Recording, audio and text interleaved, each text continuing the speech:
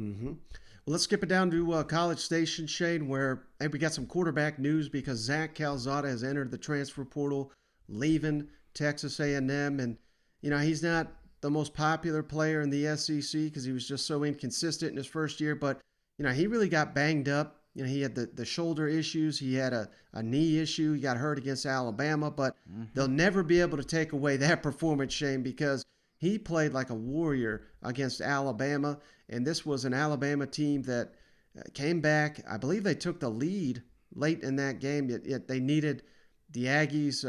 They needed Zach Calzada to have a scoring drive, and he did just that to win this football game. So even if he's going to end his career elsewhere, but I think he's always going to have him free drinks down there in College Station for beating Nick Saban and the Crimson Tide.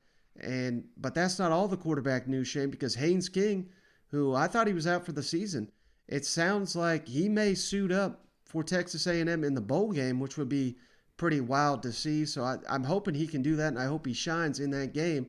And then defensive coordinator Mike Elko, he left Shane to become the new Duke head coach, Hmm.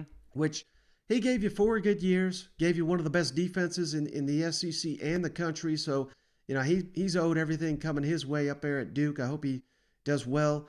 But now, Jimbo, make no mistake, we just talked about Jimbo, not really having the greatest years of being a head coach, but you can't say that about Mike Elko and his defense. They've been Right. carrying the program the last 2 years, last 3 years, whatever you want to call it. But that's why this is such an important hire that Jimbo nails this to keep that continuity going on that defensive side of the ball.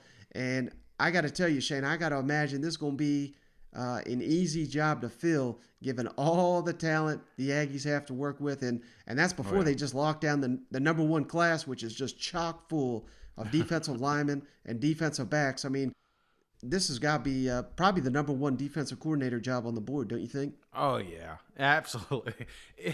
They could pick. They got their pick of the litter here, man. They may wait till see one of these NFL guys get fired, and they'll just bring them on down. Just be another Alabama, because when I think about defense jobs, I think of Georgia. I think of A&M right now. I mean, partly Bama just because of the pure talent they have, but they're going to have their pick of the litter. I thought, I mean, obviously it sucks because, one thing about Jimbo, he has kept that staff together for so long, and I think that helps with recruiting and just knowing what to expect from each other. But, it's time for Elko to do something.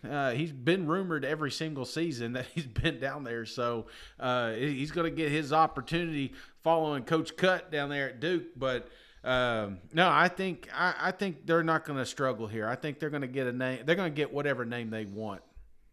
Mm-hmm.